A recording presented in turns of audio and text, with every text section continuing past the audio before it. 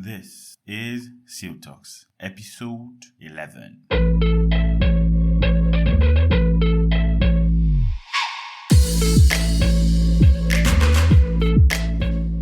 Hello, Star Architects. Welcome back to the SILL Talks podcast, the podcast dedicated to helping architects develop new strategies, find new ways to grow their businesses, and build practices that are sustainable and profitable.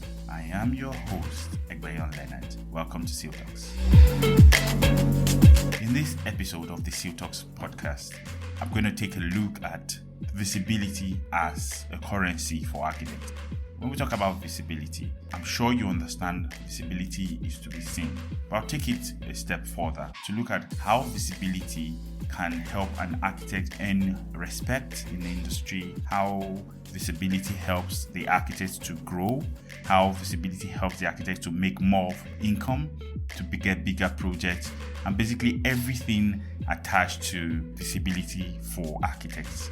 Whether you're a young architect, you're a student, you are pro in the field, and all of that, there are different levels of visibility you want to have at every step of the way, and that in itself will impact greatly to how successful your practice, your career is as an architect. So visibility is the word for today, and we're going to be doing justice to it. So stay tuned as we delve right in and look at every angle of visibility for architects. So an architect's, visibility or level of exposure and recognition in the field of architecture or in the built environment basically can, have a very significant impact on the type of projects they are able to secure. An architect with a very high level of visibility may be more likely to be selected for high-profile jobs. Of course, high-profile jobs also are high-budget projects, and while those with less visibility may have to look a bit harder or work a bit harder to secure similar opportunities. And also, an architect's visibility can also affect, their ability to secure new clients and grow their practice. So that is why this topic for me today is very important. Architects with a strong reputation and a high level of visibility in the built environment are more likely to attract new clients and, of course, build a more successful and more sustainable practice. So another term, that can be used to describe an architect's visibility is the word profile. It's more like saying having a high or a low profile in built environment. An architect, with a very high profile and is well known and respected in the industry with a strong reputation and a high level of visibility among peers and potential clients are more likely to be at the top of the food chain. On the other hand, an architect with low profile who is maybe less well known, have to work harder to gain recognition and secure low profile, of course, will be at the bottom of the chain. Which brings me to why is it important to have visibility as an architect? First things first is when you look at how and the reason for starting a firm. I always state it in this podcast that one of the reasons why as an architect, one, you go into practice. Yes, it's good to have passion, it's good to have all of that. You want to impact people and everything. But at the end of the day, you also want to make money. And in the process of making money, you are impacting people. Of course, you will be fulfilled. So that financial aspect is why I'm always looking for new strategies to how can architects earn more income such that they are living the life they dreamt of. The reason why they started practicing architecture in the first place. So one of the very important benefits of having visibility as an architect is that securing new clients become easier for someone who has a strong reputation and is visible in the industry. They are more likely to secure new clients and grow their practice. Another reason is that they have access to high-profile projects. Architects with visibility may have it easier. They have an easier time competing for high-profile jobs. It's basically all about access. Access gets you into places that ordinarily you wouldn't be able to get to. So having high profile, having visibility gives you access to high profile jobs, access to high budget projects, and this can lead to, of course, increased revenue, and then that means growth for your business. Then also having visibility, one of the importance is that you gain industry recognition. visibility can lead to industry recognition and, of course, respect among architects and all of that. It can open you up to new opportunities, and of course, that leads more to a more successful and fulfilling practice.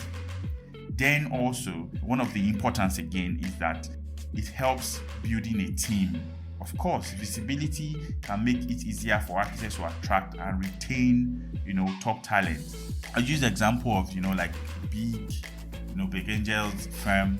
You have firms like FMA, firms like CMD Atelier. These are top firms currently in Nigeria. Of course, big is not in Nigeria, but that's one of the examples. You look at Zaha Hadid. People want to work, top talents want to work in these firms because of the recognition they already have. So it's good to have it on your CV to say, I work for Zaha Hadid.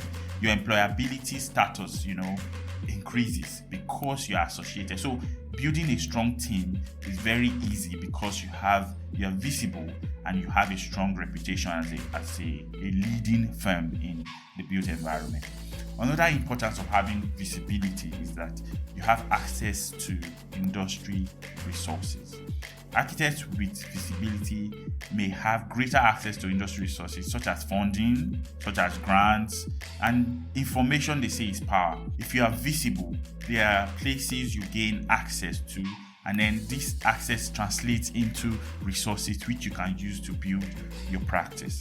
So even as a freelancer, even as a student who is going through the rigorous studies of how architecture works, information, building your reputation as a good student or a good visualizer or a good intern also has its perks. So there are levels to this game.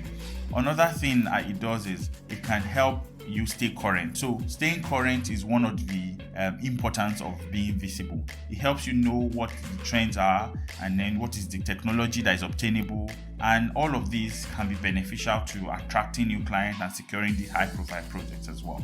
So another benefit, again, I've listed a couple. I said it helps in securing new clients, it helps in having access to high profile projects, it helps to gain industry recognition, it helps building a strong team, it helps you get access to industry resources, and it helps you stay current. And then the next one is branding. Visibility can help architects establish very strong and reputable, brand in the industry. And of course, like on the episode where I talked about branding for architects, this leads to more clients. Good brand leads to higher paying projects and a more successful practice. Then it's important to be visible because it also helps you as an architect. You have personal growth, and this can help architects to learn from other industry leaders and stay current with new ideas and new trends like I have mentioned before. And then you grow professionally and personally. So these are the importance of being visible or as an architect. On the flip side, an architect's lack of visibility can affect their business in many ways, such as there's difficulty in securing new projects because you are not visible. You have limited access to these high profile and high budget jobs, lack of industry recognition, difficulty in building a team because people don't know you. Yeah, apart from the guys who just want to make ends meet and come to your firm, when the tough gets going, the fact that you're not having clients, the fact that you're not making enough money to even pay the top guys to work for you, it shows in your overall output. Then, of course, you have limited access to industry. Basically, everything that has an advantage, if you are not having access, this is the flip side of it. So it's important for architects to strive, to increase their visibility in order to build a successful practice and grow their business. So it's very key. A quick word from our episode sponsor. I'll be right back. This episode of the SILL Talks podcast is sponsored by Render Like a Pro. Render Like a Pro is an architectural visualization based platform which will take you through all the steps to creating beautiful, realistic, and self-expressing renders and images from your projects. Let us make your ArchViz journey a sweet one. Get started with us today by signing up via www.renderlikeapro.com or simply send us an email at support@renderlikeapro.com. We look forward to hearing from you. Let us transform your projects. Welcome back. So, how do you know as a young architect to become visible and get high-paying jobs? There are basic steps, and the steps I'm going to try as much as possible to go through them. Always remember that it does not necessarily have to be cut and dry. I always make this disclaimer before saying anything. Myself, that is speaking on this podcast, I've had to go through series of learning and relearning, which is the purpose for which this platform, that passion that brought about this platform as well. It's a platform that you have to learn and relearn. As architects, I realized that we stumble through so many things groping in the dark. So this platform is to help shed light to some of these things. And you also need to know that the world is constantly evolving and is constantly changing. And as such, keeping in touch with reality, keeping in touch with industry trends, you need to have a go-to place where you gain all the experiences or some of the experiences that will help you achieve your goals as an architect, your business goals as an architect. So the steps that you can use to get potential clients and all of that is, first and foremost, research your market. Identify the type of clients that you want. If the kind of clients that give these high commission jobs, such as government agencies, large corporations, you have developers, high net individuals, you have to research your market. As an architect, feasibility study is part of the work we do. We carry out feasibilities this same way as an architect or as a young firm owner, or even if you have been in practice for long and you want to rediscover yourself, you need to do a market survey. Okay, what is it that is obtainable today? So you need to research the market. Who are the high-paying jobs? Okay, there was this example that I will give you. Every year, the federal government publishes a gazette, Ministry of Works that are going to be done throughout the year, so you can bid for them. And it shows you the requirements and all of that. So that is just one aspect that architectural firms can use to get projects, right? So if you do not have access to this information, will you be going after such jobs? Of course not. So research the market and identify key decision makers. When you research key decision makers within your client's prospective client base, you know how and what to do. Then that leads you to the next stage, which is networking. When you have identified these particular persons and you already know the key decision makers, you have to devise a way to reach out to them. That way, bringing yourself or your firm out of the closet.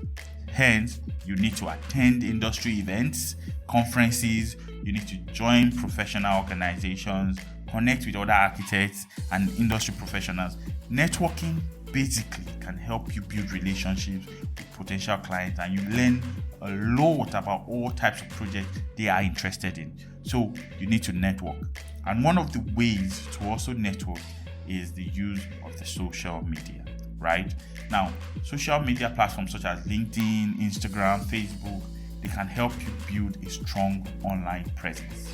And then you connect with potential clients where you share your ideas, your thoughts, the tricks and the tips that helped you achieve a project. As little as educating people, you can create an online presence. You can create a presence that sets you as an expert in the field of architecture or the built environment, as the case may be. Then reach out to your potential clients after you use social media. If you have a sales funnel, the sales funnel is basically the steps or the guides in which you use to acquire your customer. Basically, your client acquisition funnel or strategy, whatever you want to call it. So when you meet them for the first time, are you offering value? What is your step? What is the next step after you have spoken? Okay, they are interested. Do you have a process in place where you take them through before you get them, could commit to a project they are doing? There are processes in which you can help a potential client does not even know that he has to do something. But in the course of educating them, they realize that, this person is a good fit for the project I want to do. And that brings you to the initialization stage, where you get talking, and then before you know, you are taking a brief, before you know, you are discussing terms and conditions, what the project will be, and that gets you off your feet. Then you also need to learn how to follow up with potential clients. When you have done the networking, when you have done use your social media, how do you follow up? You need to develop a unique way by yourself that is working for your culture, the culture of your firm. And to do that, sometimes it involves this next step, which involves preferring solutions. Be ready to prefer solutions to potential clients' problems and address their specific needs. You need to develop a clear strategy and understanding of what the client wants to accomplish. Sometimes you meet people, they are not clients yet, they are just potential persons. And I always say that business is about people. So when you go out to meet people, everybody is your potential client. So the kind of solutions you are preferring, the way you think, the kind of conversations you have, it's an avenue to get into their mind and set yourself as an expert. So be ready to solve clients' problems. And that brings us to the next step as well, which show your value. Demonstrate your value as an architect by highlighting your unique skills. When you are talking in conversations, you should be ready to chip in an example of how a solution you prefer solved a certain problem that is related to the conversation at hand.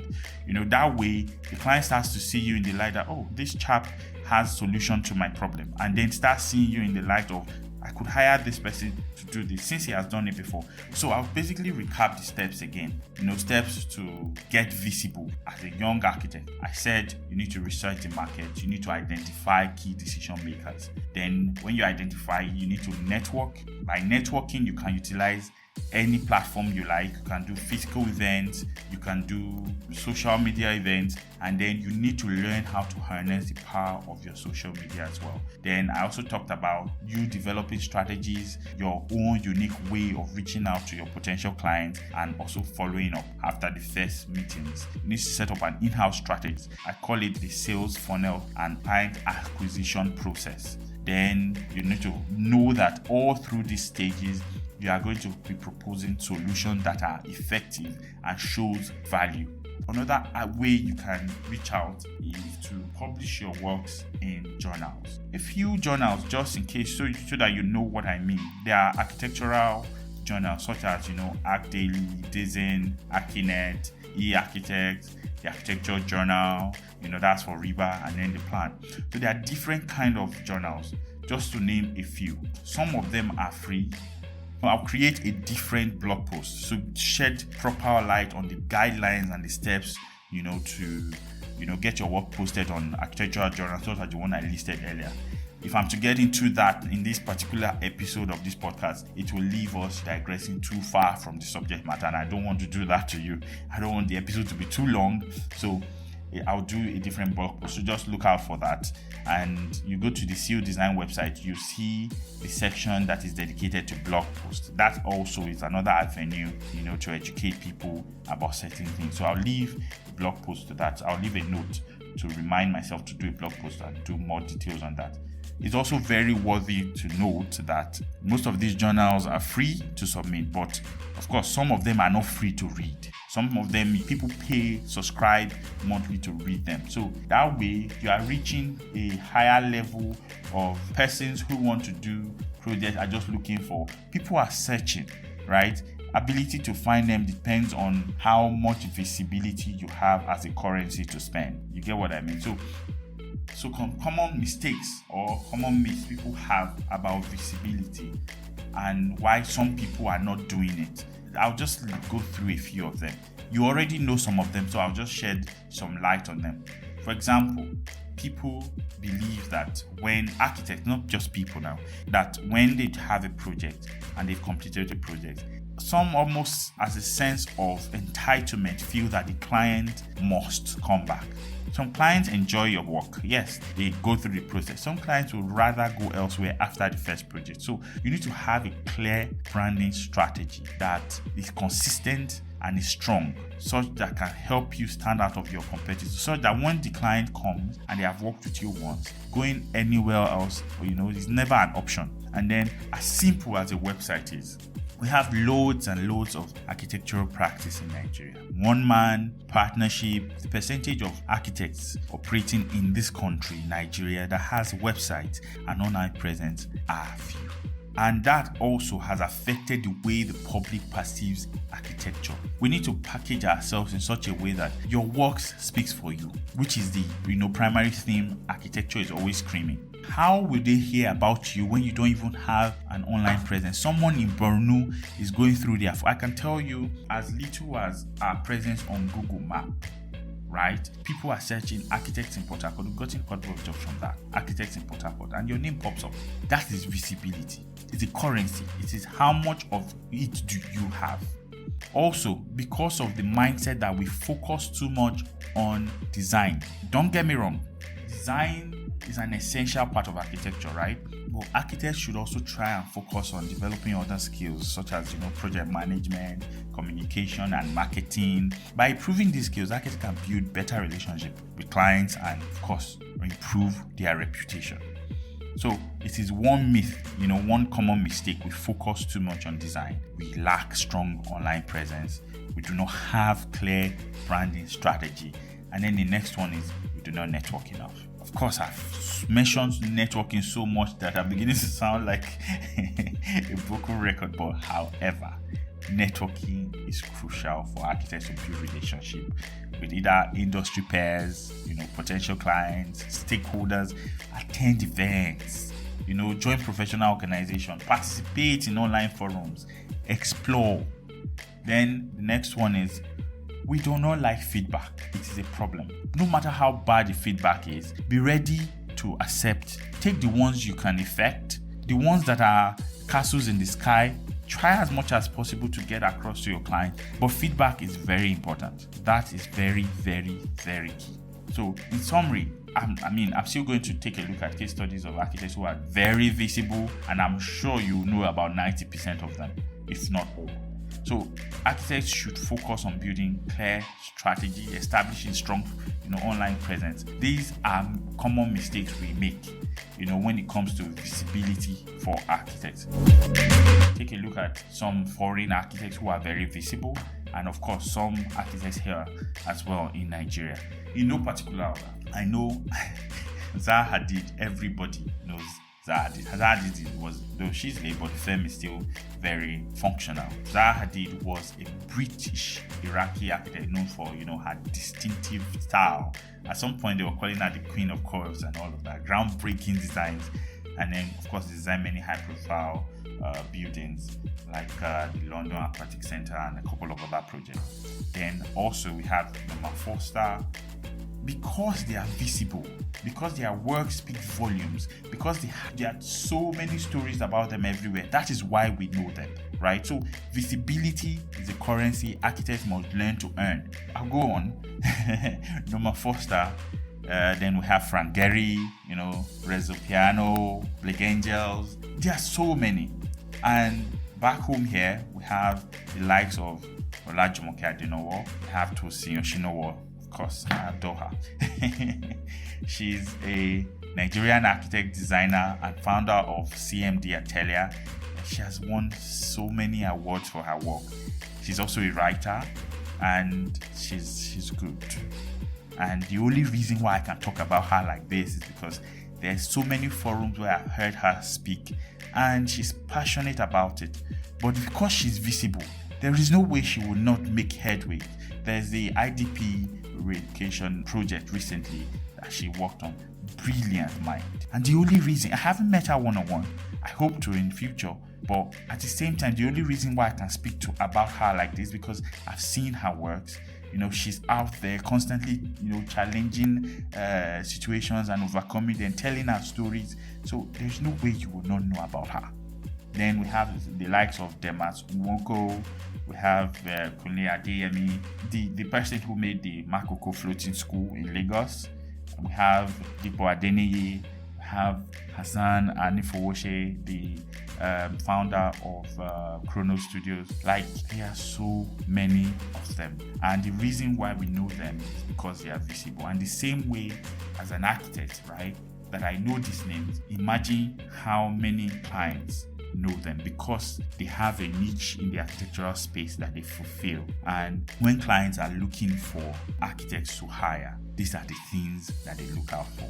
Do you get what I mean? So these are just a few examples of Nigerian architects who are highly visible in the industry and have won significant projects. There are many more talented architects in Nigeria, who are doing great work and building reputation in the industry. In conclusion, I've spoken for so long that it feels like I'm rapping. Anyways, in conclusion, building visibility and reputation is very crucial for architectural firms, for freelancers, for anybody in the creative industry. And by showcasing their work through publications such as journals, firms can gain exposure to global audience of peers and potential clients. It doesn't have to even be in the shores of Nigeria. This can help you establish you as thought leaders, attract new collaborations and opportunities, and of course ultimately drive the growth and success of your business. However, it's important for architectural firms to recognize that building visibility and reputation is not a one-time effort. It's not something you do and then you just stop. It's an ongoing process that requires dedication, and hard work. I'm not going to lie to you and tell you, once you do this is going to stop. It's a continuous thing, and depending on where you are in your, career growth, it depends on what you need to do. But just realize that every person who has studied architecture or who is in the built environment or who is even a creative, you need to learn to earn visibility. It's not a one-time effort. It is a continuous process and it requires work. And firms or persons who are in the creative industry must consistently strive to create innovative and impactful designs. You need to engage with more architects, with the wider industry, and proactively seek ways and opportunities to showcase, what it is that you do. That's the best way to get visible. I'm talking to you here. This is a way I'm getting visible to many people that I have never met. That is what I mean. And through a commitment to visibility, you have to, create a committed path to say, how do I become visible? Ask yourself that question. How do I become visible? That is when you can, enhance your own success and also contribute to the growth and development of architecture as a whole. This is me doing my quota. So you need to know that you need to play your part as well. The possibilities for creativity and architecture in Nigeria is limitless. And by working together to build visibility, and reputation, quackery as we call it, in quote, will even end. You find out that people now respect architects and architecture as a whole because they know what it is you do. They have more examples at their fingertips of persons doing great things and great work. When you are visible and you are reputable, there's a huge chance that people will be easily, convinced to part away with money, to pay for designs, to pay for your work, and then you'll be respected. So, as usual, I've come to the end of this episode, and I hope I did not bore you to death. And if you have stayed to the end, thank you very much for supporting us as always. Visibility is key. I cannot say this enough. If you have tried some of these methods that we listed here today, or you have developed new systems that work for you, please help me out by teaching us. I'm learning as well. This journey is a lifetime journey, and we are all in it together. So help me drop comments below, like it, share it, so that more people can hear your story. Tell me your stories. Stories are inspirations for other people to do amazing things in this field. And the more people whose stories are out there, the more lives we can change, So please drop your comments, like and share. Oh yeah, that's the end of the episode. Thank you guys for listening. Again, it is the SILL Talks podcast. Your favorite host, Egbayon Leonard. See you on the next one, guys.